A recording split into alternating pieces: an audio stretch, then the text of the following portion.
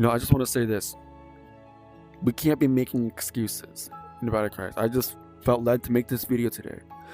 I've had people online on VRChat and on social media message me and say things like, "Oh, this person's done X, Y, and Z," blah blah blah blah blah blah, like as if I have all the answers. And I'm like, you know what? What are you doing to better yourself? Are you cutting these people off?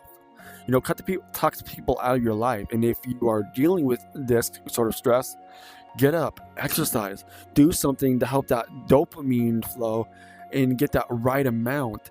Hang out with people who lift your spirits and not tear you down. What are you doing with the talents that God has given you? Some people complain about like this person done da da da da da da da. I've had dealt with people who who complain and things like that, and I'm like, you know what are you doing to help yourself? Are you getting yourself out of those situations? And I've heard people say no, but there you go, there's your issues. You're not doing one thing to better yourself, and that is one thing that as an online minister I am seeing.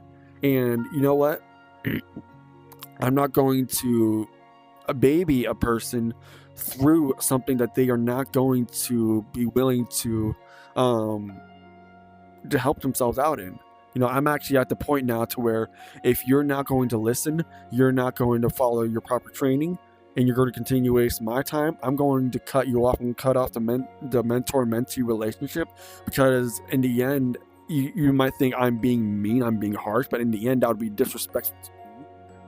And the thing is, we make excuses in society of like, oh, this person's done da da da da da da da, and we don't do anything to improve ourselves. Because when we point our fingers, when we point our one finger at other people, we have 3 more pointing right back at us.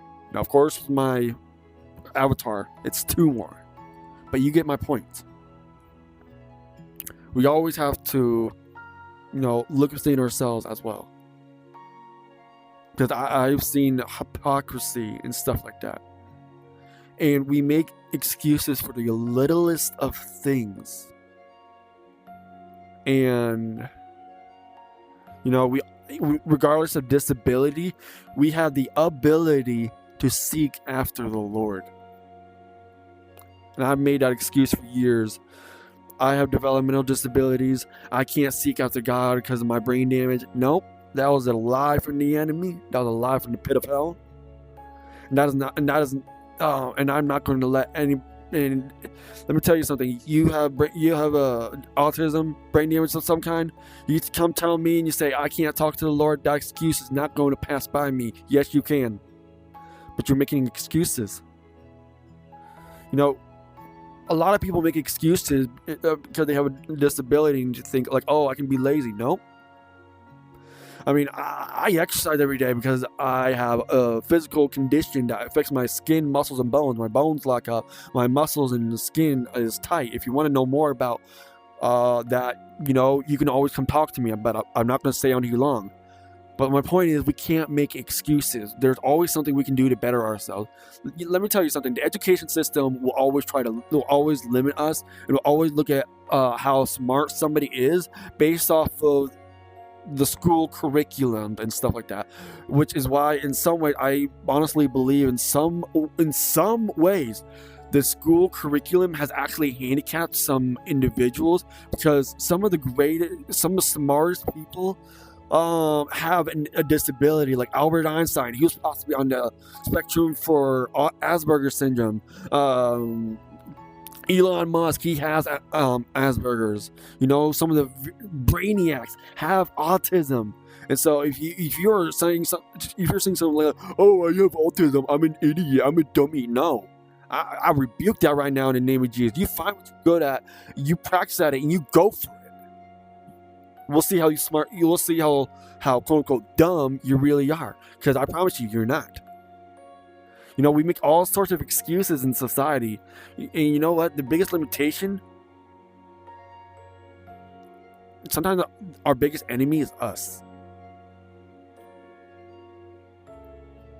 And one thing I've gotten on this, recently, I'm like, you know what? I'm tired of letting people's way of thinking.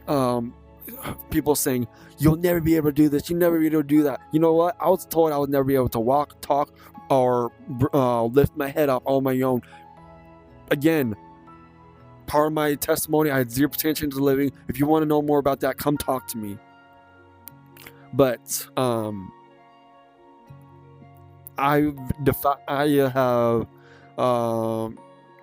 through the Lord, I've beaten their excuses, and I've taken back some of what the enemy has taken from me.